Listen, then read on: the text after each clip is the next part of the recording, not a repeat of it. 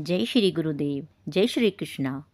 अर्जुन एकादशियों के विषय में पूछते हुए भगवान से बोले, हे भगवान, आश्विन मास की शुक्ल पक्ष की एकादशी का नाम क्या है तथा इस व्रत के करने से कौन कौन से फल मिलते हैं, यह सब आप कृपा पूर्वक मुझे बताइए। तब भगवान श्री कृष्ण बोले, हे अर्जुन, आश्विन मास की शुक्ल पक्ष की एकादशी का नाम पाप अंकुशा एकादशी है। इसका व्रत करने से समस्त पाप नष्ट हो जाते हैं और व्रत करने वाला अक्षय पुण्य का भागी होता है। इस एकादशी के दिन मन वांछित फल की प्राप्ति के लिए भगवान विष्णु की पूजा करनी चाहिए। इस पूजन के द्वारा मनुष्य को स्वर्गलोक की प्राप्ति होती है। हे पार्थ, जो मनुष्य कठिन तपस्याओं के द्वारा फल प्राप्ति करते हैं, वही फल इस एकादशी के दिन क्षीर सागर में शेष नाग पर शयन करने वाले विष्णु भगवान को मात्र नमस्कार कर देने से मिल जाता है और मनुष्य को यम के दुख नहीं भोगने पड़ते हैं। हे अर्जुन, जो विष्णु भक्त शिवजी की निंदा करते हैं या फिर जो शिव भक्त विष्णु भगवान की निंदा करते हैं, वे नरक को जाते हैं। 1000 अश्वमेध और 100 राजसूय यज्ञ का फल इस एकादशी के फल के 16वें हिस्से के बराबर भी नहीं होता। अर्थात इस एकादशी व्रत के समान संसार में अन्य कोई भी व्रत नहीं है। इस एकादशी के समान विश्व में पवित्र तिथि नहीं है।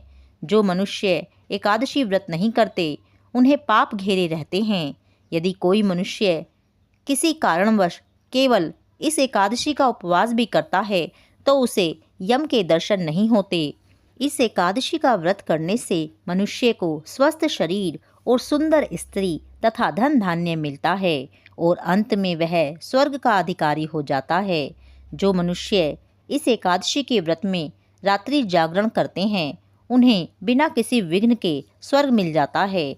जो मनुष्य इस एकादशी का व्रत करते हैं, उनके मातृ पक्ष के 10 पुरुष, पितृ पक्ष के 10 पुरुष और स्त्री पक्ष के 10 पुरुष विष्णु का वेश धारण करके तथा सुंदर आभूषणों से युक्त होकर विष्णु लोक को जाते हैं।